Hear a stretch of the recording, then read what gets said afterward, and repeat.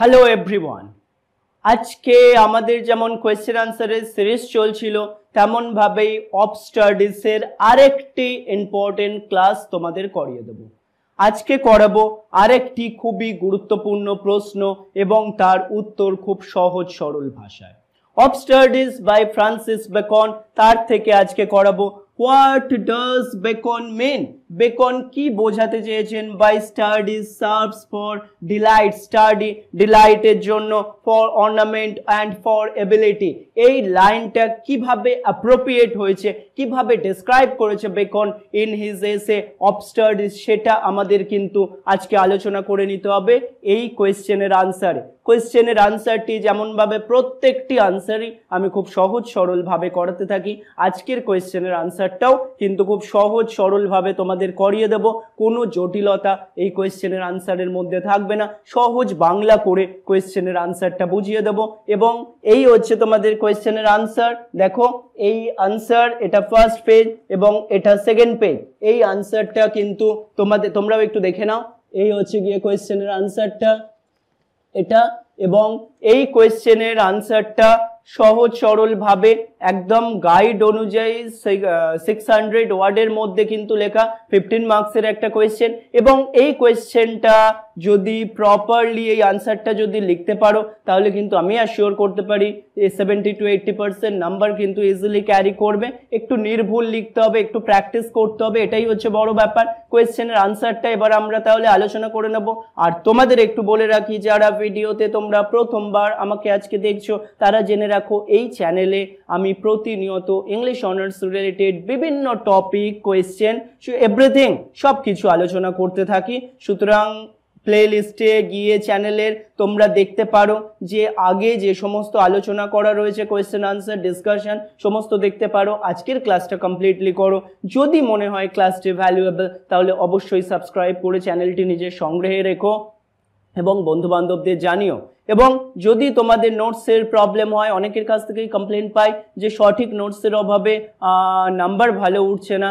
সুতরাং নোটসের জন্য যদি প্রবলেম হয় অথবা প্রপার নোটস যদি তোমার কাছে না থাকে অথবা লিখেও যদি ঠিক নাম্বার না পাও তাহলে আমার সাথে যোগাযোগ করতে পারো। নিচে হোয়াটসঅ্যাপ নাম্বার দেওয়া আছে, হোয়াটসঅ্যাপ নাম্বারে আমার সঙ্গে মেসেজে যোগাযোগ করে নিতে পারো। আমি কিন্তু তোমাকে কোয়েশ্চেন আনসার দিয়ে হেল্প করব, অল্প মূল্যের বিনিময় তোমরা কোয়েশ্চেন আনসার পারচেস করে নিতে পারবে। তাহলে আজকের কোয়েশ্চেনটা আলোচনা করে নেওয়া যাক। আজকের কোয়েশ্চেন হচ্ছে what does Bacon mean by the phrase study serves for delight, for ornament and for ability. এই কোয়েশ্চেনটার প্রপার আনসার করিয়ে দিচ্ছি তোমাদের। 4 number question, what does Bacon mean by the phrase study serves for delight? খুব important line, for ornament and for ability. কোয়েশ্চেনটার তাহলে কি বলা হচ্ছে আমি সহজ করে বলছি। কোয়েশ্চেনটাতে বলা হচ্ছে Bacon studies for delight, for ornament or for ability. এই বিষয়টি এই ফ্রেজের দ্বারা কি বলতে চেয়েছেন? ফার্স্ট পার্ট আমাদের ইন্ট্রোডাকশন পার্ট, সেখানে কি বলা হয়েছে দেখো, Francis Bacon says famous phrase study serves for delight, for ornament and for ability. কি বলা হচ্ছে আমি সহজ করে বলছি। ফ্রান্সিস বেকনের বিখ্যাত বাক্যাংশ মানে phrase studies serve for delight, for ornament and for ability, তার প্রবন্ধ অফ স্টাডিজ থেকে অধ্যয়নে নিযুক্ত থাকার এবং জ্ঞানের সাধনার বহুমুখী সুবিধাগুলি ক্যাপচার করে। এই ফ্রেজের প্রতিটি উপাদান অধ্যয়নগুলি কিভাবে ব্যক্তিগত সমৃদ্ধি, সামাজিক ব্যস্ততা এবং ব্যবহারিক দক্ষতার ক্ষেত্রে অবদান রাখে তার একটি ভিন্ন দিক তুলে ধরে। নেক্সট প্যারাগ্রাফে আমরা দেখতে পাচ্ছি the first part of the phrase of study serves for delight. কি বলা হচ্ছে? এই ফ্রেজের প্রথম অংশ স্টাডি সার্ভ ফর ডিলাইট, শেখার থেকে প্রাপ্ত অন্তর্নিহিত আনন্দ এবং সন্তুষ্টিকে বোঝায়। বেকন স্বীকার করেন যে অধ্যয়ন ব্যক্তিগত আনন্দ এবং বুদ্ধিভিত্তিক উদ্দীপনার একটি উৎস হতে পারে। সাহিত্য, দর্শন, বিজ্ঞান এবং অন্যান্য ক্ষেত্রে নিযুক্ত হওয়া গভীরভাবে পরিপূর্ণতা এবং কৌতূহলের অনুভূতি প্রদান করতে পারে। এই আনন্দটি কেবল অগভীর নয়, এটি একজনের বোঝাপড়া প্রসারিত করার এবং জটিল ধারণার সাথে নিযুক্ত থাকার থেকে প্রাপ্ত গভীর সন্তুষ্টি। লাস্ট লাইনে বলা হচ্ছে আবিষ্কারের আনন্দ এবং বুদ্ধিভিত্তিক অন্বেষণের আনন্দ এই অধ্যয়নের কেন্দ্রীয় বিষয়। Next part, the second part for ornament। এই অংশে কি বলা হচ্ছে দেখো, দ্বিতীয় অংশ অর্নামেন্ট, অধ্যয়নের সামাজিক এবং অলংকৃত সুবিধাগুলি এর সম্পর্কে আমাদের জানায়। বেকন পরামর্শ দেন যে অধ্যয়ন থেকে প্রাপ্ত জ্ঞান এবং অন্তর্দৃষ্টি একজনের বুদ্ধিভিত্তিক কথোপকথন এবং জনসাধারণের কথোপকথনে অংশগ্রহণের ক্ষমতা বাড়াতে পারে। এই অলংকৃত কার্যকারিতা কেবল জ্ঞান প্রদর্শনের চেয়ে বেশি কিছু নয়, এটি অন্যদের সাথে চিন্তাশীল এবং প্ররোচনামূলকভাবে জড়িত থাকার ক্ষমতা সম্পর্কেও বোঝায়।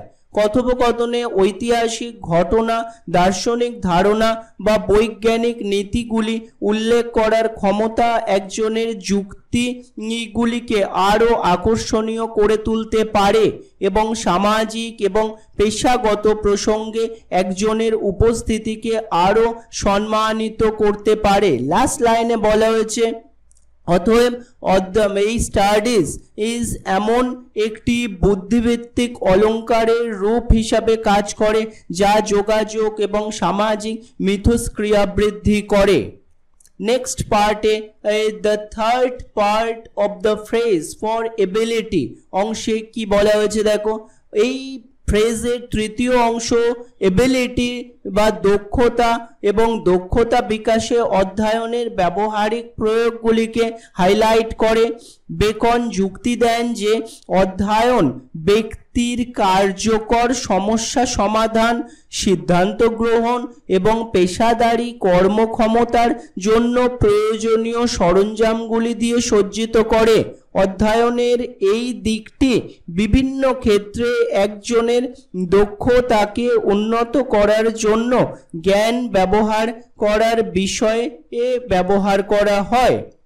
নেক্সট লাইনে কি বলা হচ্ছে দেখো, উদাহরণস্বরূপ গণিত অধ্যয়ন বিশ্লেষণাত্মক চিন্তাভাবনা বাড়ায়, ইতিহাস অধ্যয়ন বিভিন্ন বিষয়ে রায় দেওয়া এবং দৃষ্টিভঙ্গির পাঠ প্রদান করে এবং বিজ্ঞানের অধ্যয়ন প্রাকৃতিক বিশ্ব এবং প্রযুক্তিগত উদ্ভাবনের বোঝাপড়াকে বাড়ায়।